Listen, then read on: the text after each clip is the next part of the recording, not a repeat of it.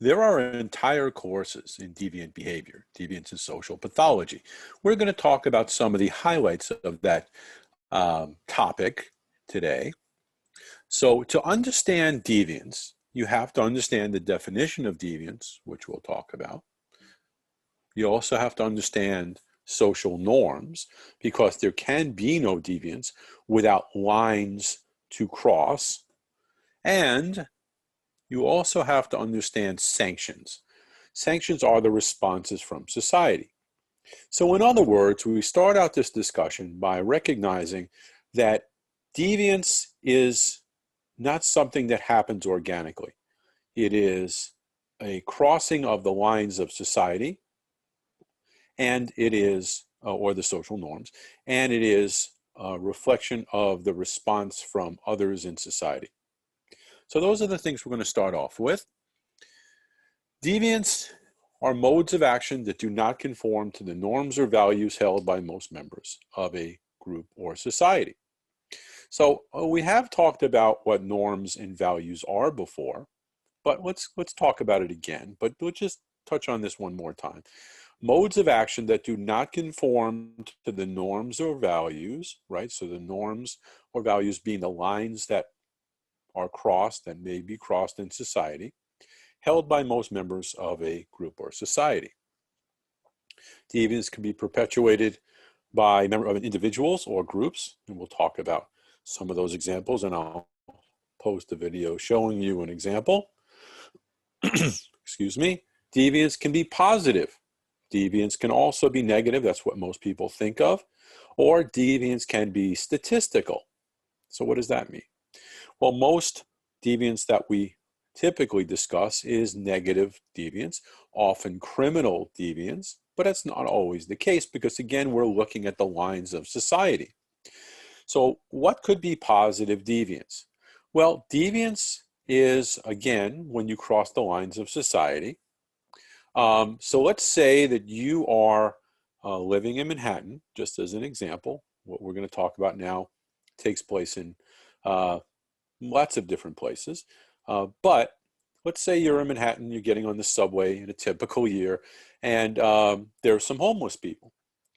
More often than not, you're going to see streams of people passing the homeless people by, right?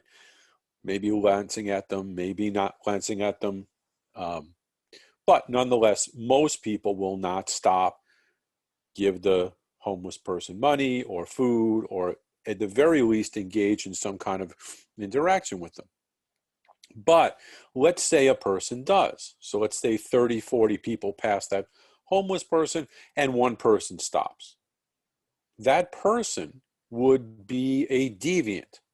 But in this case, it would be a positive deviant, assuming that they were doing something to try to help this person. So that would, and there are many other examples, but that person would be not conforming to the norms of society, because the norms of society would be to pass this person by. The values, of course, would be, why are you stopping? Presumably to help the person. That's a value. Why are you doing this? You're doing this to do something positive. That would be positive deviance. We know what negative deviance is. That's primarily what we're going to talk about. But what is statistical deviance? Well, the average person in the United States makes about $40,000 on average. Average household makes about $60,000, and so on.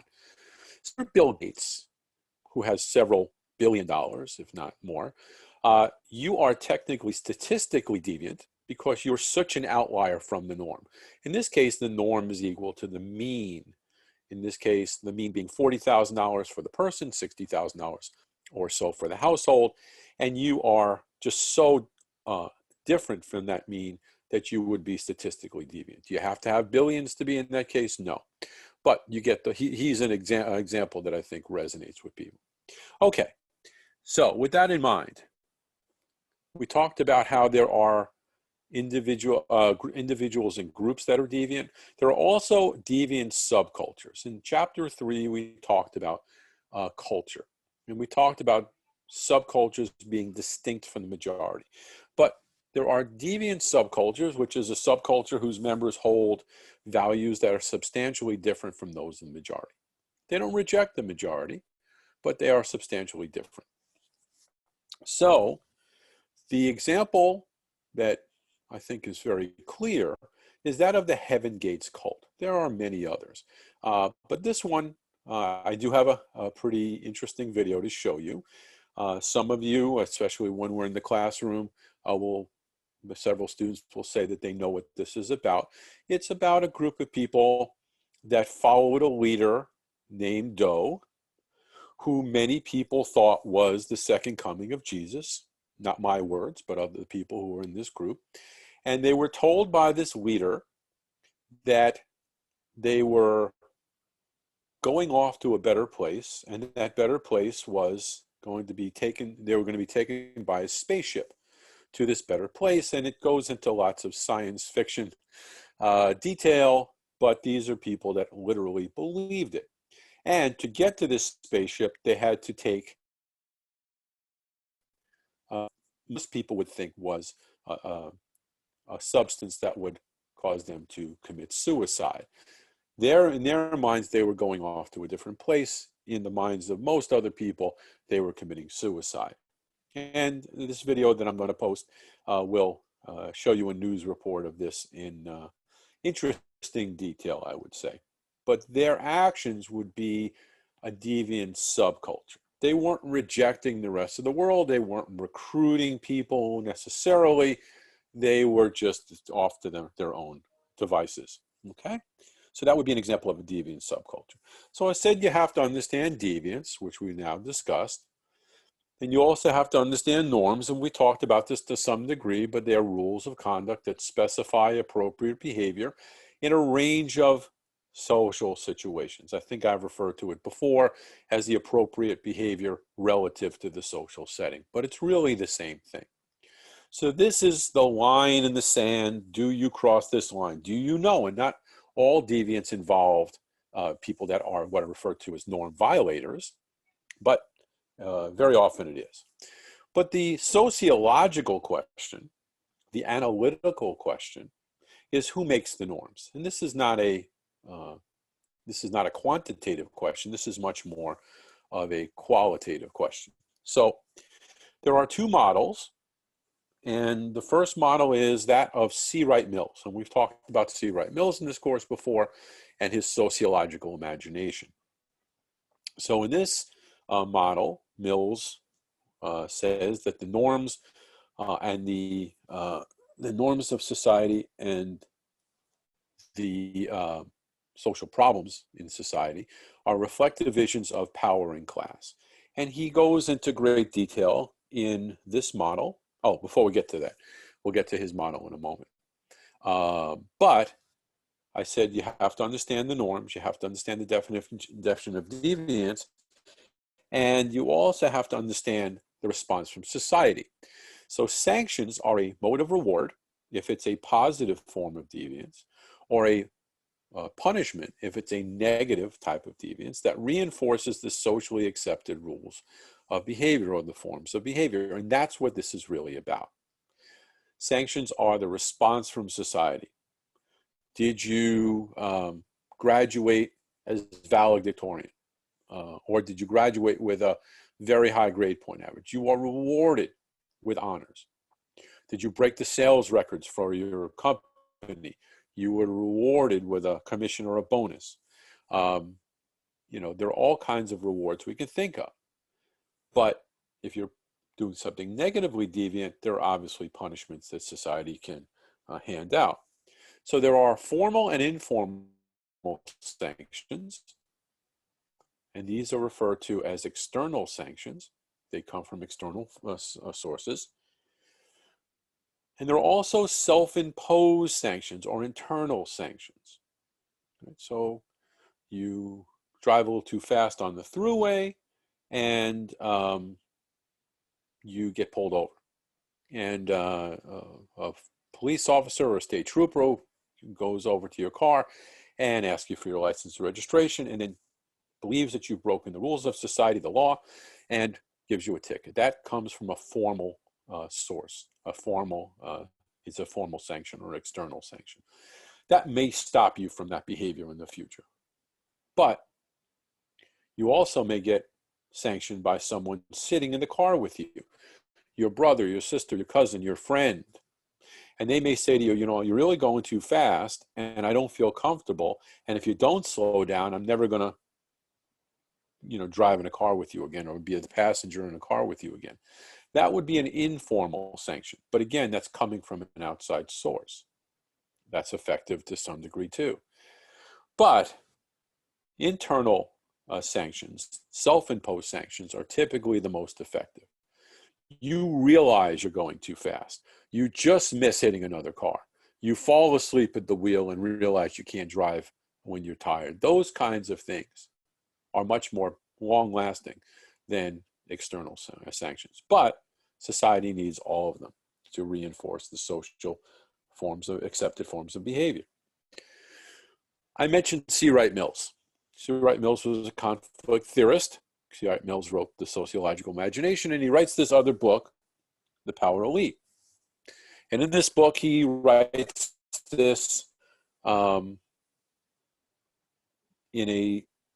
he writes this model believing that those who have who are at the top of a hierarchy, which he refers to as the power elite model, and here it is, will have the biggest influence on the social norms and ultimately the sanctions as well. So let's walk through this. The bottom is the least amount of power in society. The top is the most amount of power in society. The bottom, he says, is most people, the unorganized, the uninterested, the exploited, right? And again, if you remember back from our discussion of the sociological imagination, Mills was a fairly arrogant guy who thought that, you know, the average person was very vulnerable and subject to exploitation and didn't really care. So he puts them at the bottom of the hierarchy, those who will follow. In the middle, he refers to people with some degree of power in society, lobbyists who lobby government and try to get their agendas moved forward. Other legislators means not in the executive branch. So everyone other than the executive branch are other legislators. And we'll get to the executive branch in a minute. And local opinion leaders. These are people that help the masses understand or try to interpret what's going on. So these can be the people in the media. These can be members of the clergy. These can be community organizers. These can be people that are on the ground, typically trying to explain to people how they should see things, at least politically or otherwise. So they have some degree of power. But at the top, Mills refers to these three groups as the higher circles. So let's talk about them. Let's start from the bottom up. The military leaders are people who are the highest ranking generals, people like the Joint Chiefs of Staff, etc. People that have a tremendous amount of power in the military. The executive branch, also part of the higher circles according to Mills, is the president's, the office of the president, the office of the vice president, and the cabinet that support those two positions. Okay? And the top level, or it really shouldn't be the top level because these are co-equal in the minds of Mills, that if you're in one of those three categories, you are in the higher circles. And when he refers to them as the higher circles, he really refers to them as one big group. And he says that it's only possible to get into the higher circles if you're either born into them or you marry into them, or the only exception that he refers to is if you are coming from the Ivy League. So, you know, if you went to Harvard or Yale or Dartmouth or Princeton, you might have a chance to get into the higher circles, but primarily no. So what are the corporate rich? Sounds like rich people. But what he's really talking about is this. Looks like a lot of people and a lot of lines, but let me walk you through it. So look at these 4 corporate boards. These are boards of directors of 4 companies: New York Times, Walt Disney, Viacom, which is CBS, and Time Warner, which now is lots of different companies, but nonetheless, it's a big multimedia corporation.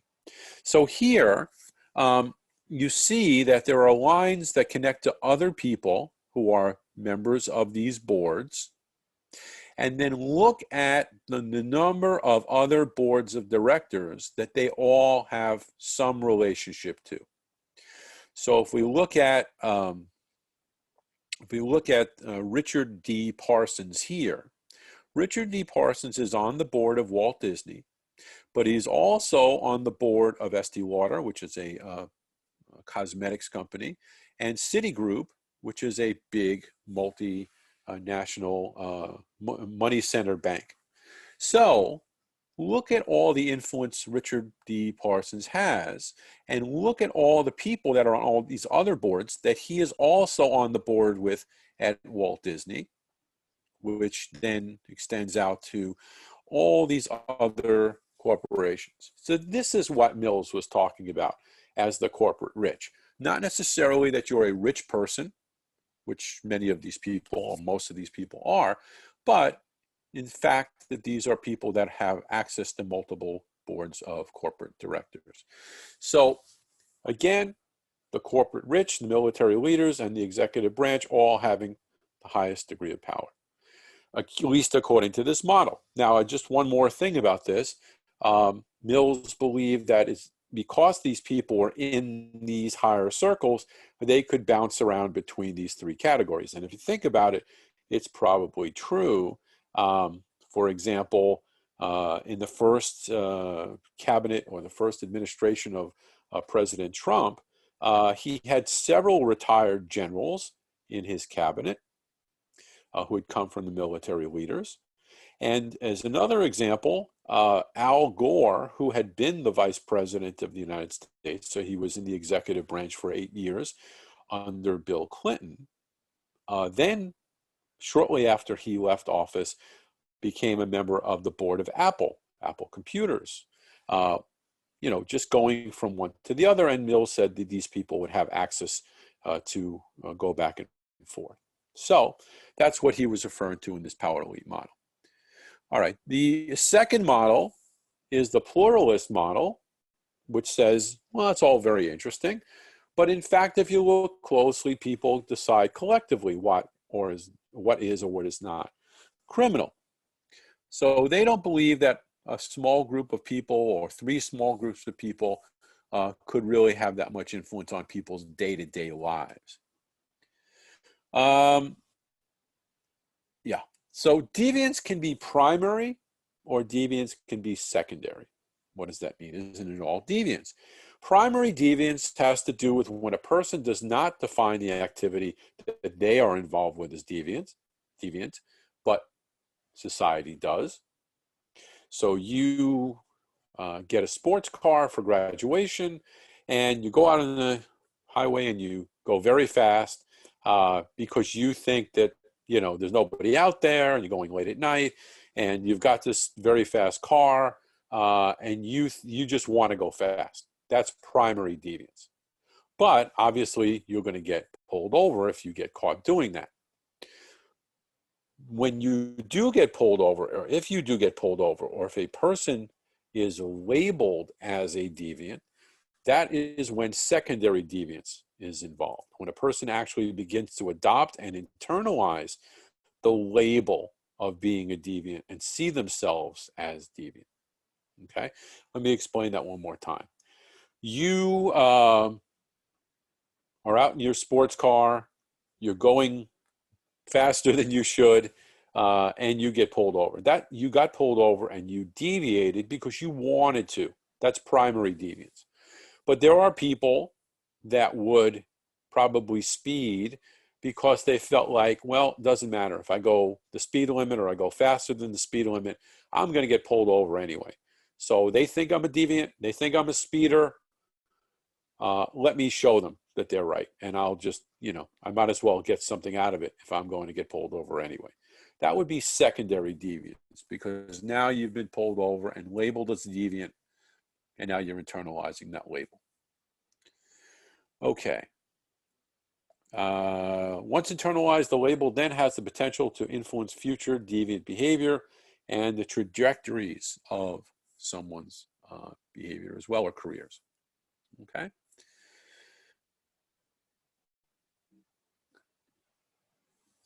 Once a behavior is established by political authority, put on the books, right? So things happen, you break rules in informal ways, it's not a law. Once it goes on the legal books or backed by established by political authority and backed by state power, means the state meaning the long-standing ideology of a territory or the constitution of a country, for example, then that would become a law.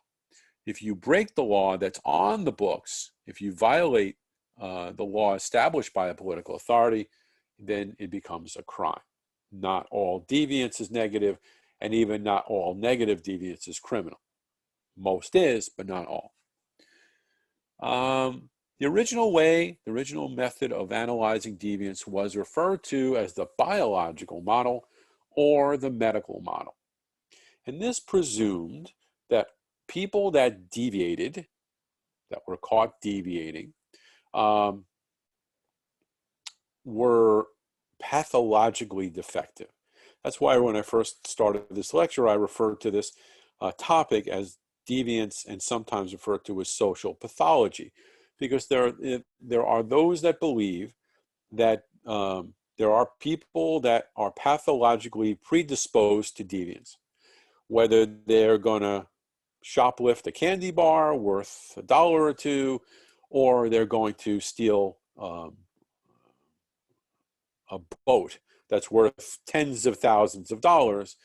Somehow they are in the same situation because they knew better, and they have some pathological or genetic predisposition to breaking the rules. So they have to be addressed as deviants, even if the value is not the same. But as society moved forward, it was pretty clear that labeling everybody as a deviant, regardless of the situation, wasn't as productive in terms of predictions and understandings and analysis.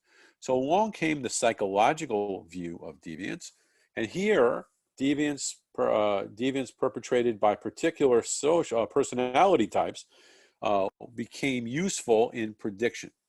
So one personality type that's talked about a lot is psychopaths.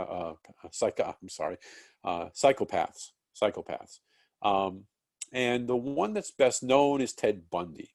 So Ted Bundy was this young, well-spoken man who had been to law school for a period of time, and would go to places like the beach and say to young women, put on a fake cast on his arm and say to young women, I can't carry my beach bag. Can you help me back to my car? And again, they would look at him, and he was young and he was well-spoken, and there are those who think he was attractive, and he would take these women back to his car, and then of course he would kidnap them and rape them and kill them. And the reason why this qualifies as psychopath is because he was an individual who lacked moral sense of concern that most other people would have. And if you go on YouTube and you look up the video of him being interviewed the night before his execution by the government, because eventually he was convicted of killing many young women, he said that he was surprised after the first time he killed a woman that he didn't have much sense of remorse, that he was just excited about when he could do it again. Most people, if they hurt a fly, they would feel bad about it. Here was someone who admitted that he really didn't have a sense of remorse and just kept doing this. Some people think as many as 40 times. But since this is a sociology class, we often talk about sociology. And the sociological theories of deviance are such that the definition of crime, when it's negative criminal behavior, depends on society's culture and social institutions. So it's relative. Here, again, going back to the pluralist model, people decide collectively what is or is not criminal. So therefore, it is a sociological definition, not an absolute definition. And again, the other model we talked about, the C. Wright Mills model, is that powerful people have greater influence over the definition of crime and social norms, and that is the power elite model. So the reason why we talk about it again here is because these are definitions of deviance that are not written in stone, but instead they're relative to the culture. From the structural functionalist perspective, I'm having problems with this tonight. Emil Durkheim, one of the structural functionalists that we discussed, said that deviance, even criminal negative deviance, serves a function in society, serves a positive function in society. So he said that deviance provides two things. One, adaptive functions. So how it helps society adapt and creates new ideas and behaviors. And there's also boundary maintenance functions. It helps society establish boundaries by strengthening social solidarity. And again, social solidarity is a big part of Emil Durkheim's ideas. Oops. So what would be an example? I like to use the example of the former football player Michael Vick. Michael Vick was a very successful professional football player, very popular. And he was also involved in his free time with dog fighting, pit bull fighting. He sponsored, he put money into a facility or a residence in Virginia where pit bulls were fought against each other. And the circumstances were terrible. The ones who survived the fights were drowned and electrocuted and hurt in many ways, tortured. But why does this have to do with the topic we're talking about? Because dog fighting and animal cruelty at that time were seen as something that we refer to as in the shadow subculture, meaning that people knew they existed, but there was very little recognition of it.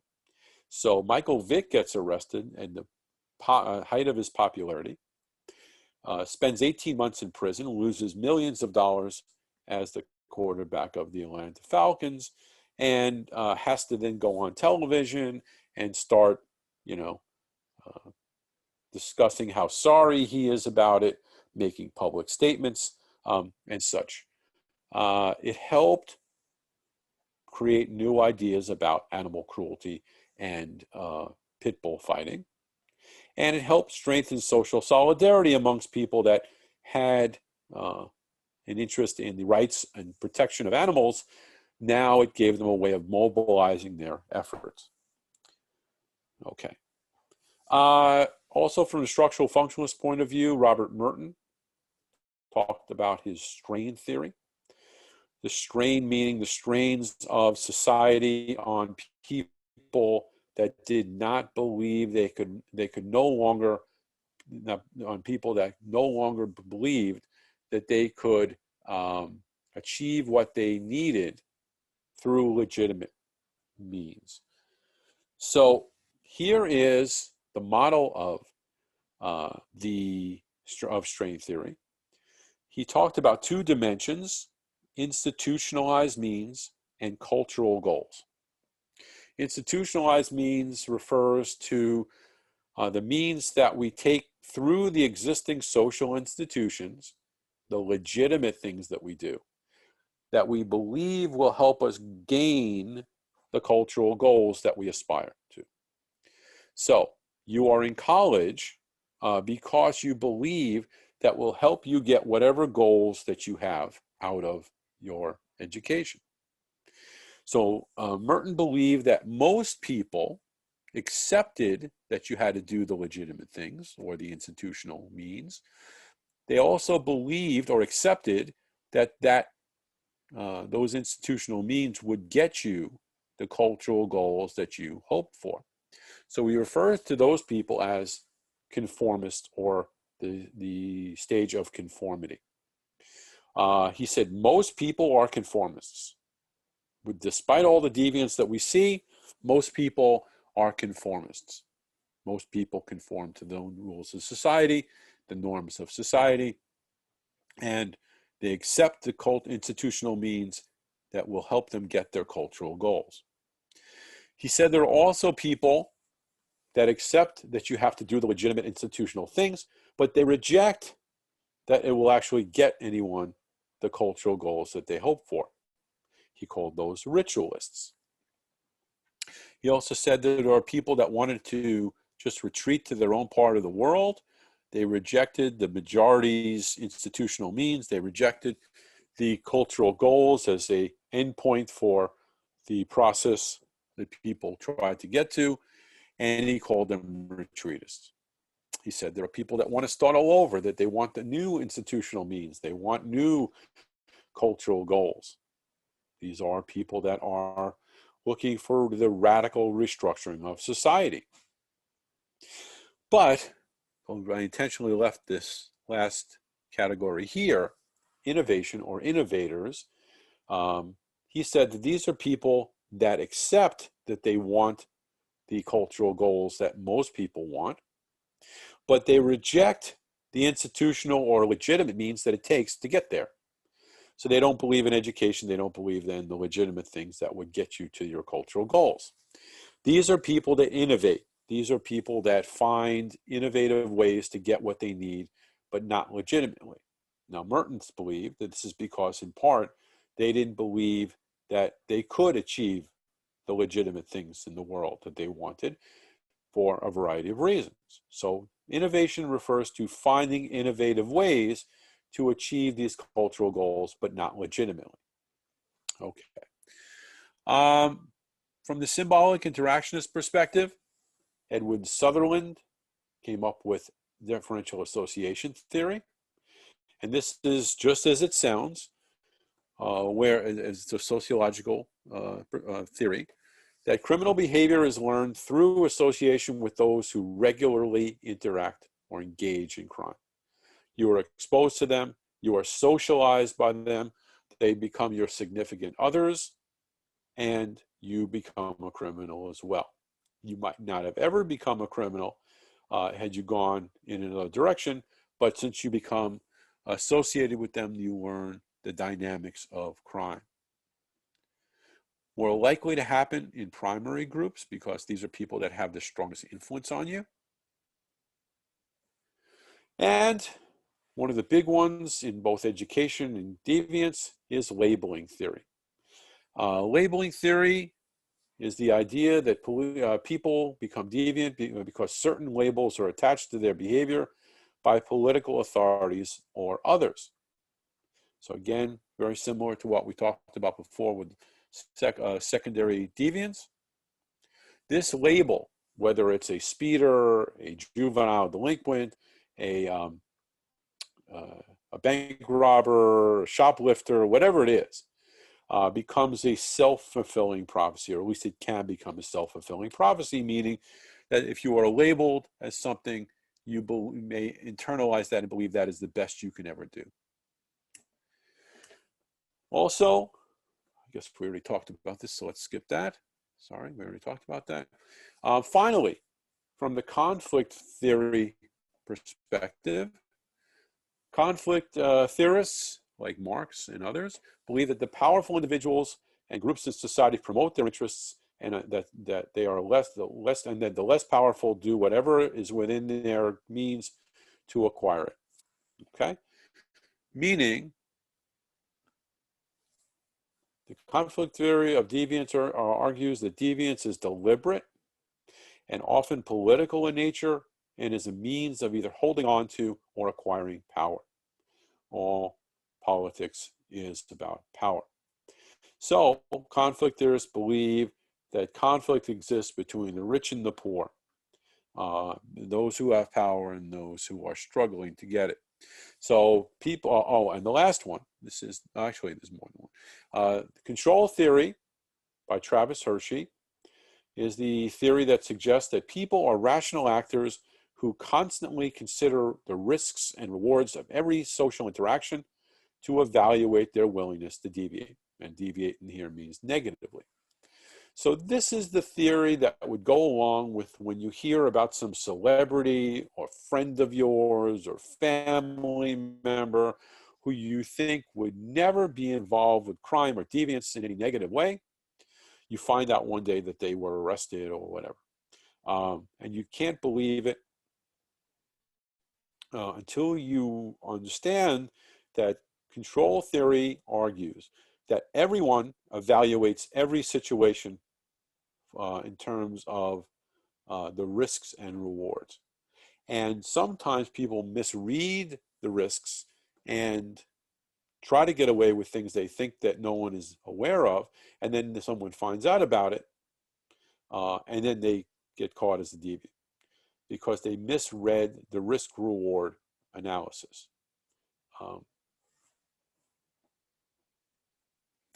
Finally, strong bonds amongst people in a community encourage conformity that prevents deviance. In other words, those control theorists believe that most people are conformists, like Merton suggested in his strain theory model, and they don't commit crimes most of the time because they have a sense of attachment, they have a sense of commitment to doing the right thing, they have a sense of involvement with other people or social solidarity, and they have a sense of belief that you are not supposed to break the law. However, they're doing these risk-reward analyses. And if the risks are too low and the rewards are very high, they will likely attempt to deviate. Finally, weak bonds create easy opportunities and encourage deviance. So what should you do if you are someone like Hershey who understands the likelihood of deviance in given easy opportunities?